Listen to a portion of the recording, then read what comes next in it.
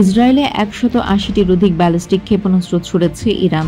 লেবাননে ইরান সমর্থিত হিজবুল্লাহ গোষ্ঠীর বিরুদ্ধে ইসরায়েলের সামরিক অভিযানের জবাবে মঙ্গলবার এই ক্ষেপণাস্ত্র ছুড়েছে তেহরান।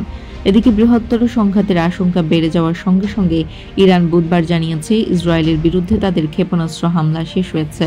তবে ইসরায়েল এবং মার্কিন যুক্তরাষ্ট্র তেহরানের বিরুদ্ধে প্রতিশোধ নেওয়ার প্রতিশ্রুতি দিয়েছে, ফলে একটি বিস্তৃত যুদ্ধের আশঙ্কা তীব্র হয়েছে। বার্তা সংস্থা এএপি, বিবিসি, সিএনএন, রয়টার্স এমন তথ্য নিশ্চিত করেছেন। ওয়াশিংটন বলেছে, মঙ্গলবারের হামলার জন্য ইরান গুরুতর পরিণতির সম্মুখীন হতে যাচ্ছে। এটা নিশ্চিত করতে দীর্ঘদিনের মিত্র ইসরায়েলের সঙ্গে তারা কাজ করবে।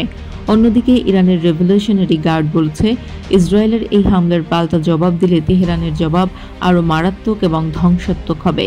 ইরানের পররাষ্ট্রমন্ত্রী আব্বাস আরাকচি বুধবারের প্রথম দিকে এক্সে এক পোস্টে বলেছেন, ইসরায়েলি সরকার আরও প্রতিশোধ নেওয়ার সিদ্ধান্ত না নিলে আমাদের পদক্ষেপ শেষ।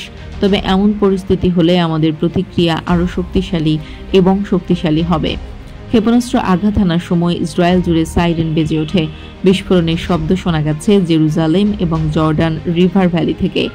ইসরায়েলিরা নিরাপদ স্থানে অবস্থান নিয়েছে। রাষ্ট্রীয় টিভি সম্প্রচারের সময় সাংবাদিকরা মাটিতে শুয়ে পড়ে। ইসরায়েলকে লক্ষ্য করে মঙ্গলবার প্রায় ১৮০টি ক্ষেপণাস্ত্র ছোড়ে। এতে ২ জন সামান্য আহত হয়েছে। বড় ধরনের হতাহতের ঘটনা ঘটেনি বলে জানিয়েছে ইসরায়েলি কর্তৃপক্ষ।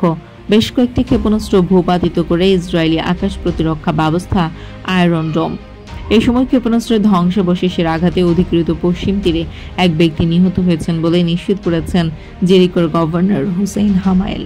হামলার পরপর আকাশপথ বন্ধ করে দেয় ইসরায়েল। এছাড়া প্রতিবেশী ইরাক, লেবানন ও জর্ডানও তাদের আকাশপথ বন্ধ করে দেয়। ইসরায়েলি সেনাবাহিনী জানায়, বিপুল সংখ্যক ইরানি ক্ষেপণাস্ত্র ভূপাতিত করা হয়েছে।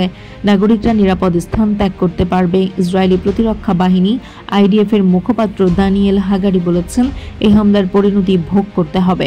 এদিকে জাতিসংঘের নিরাপত্তা পরিষদ বুধবার মধ্যপ্রাচ্য নিয়ে একটি বৈঠকের সময় নির্ধারণ করেছে এবং ইউরোপীয় ইউনিয়ন অবিলম্বে যুদ্ধবিরতির আহ্বান জানিয়েছে।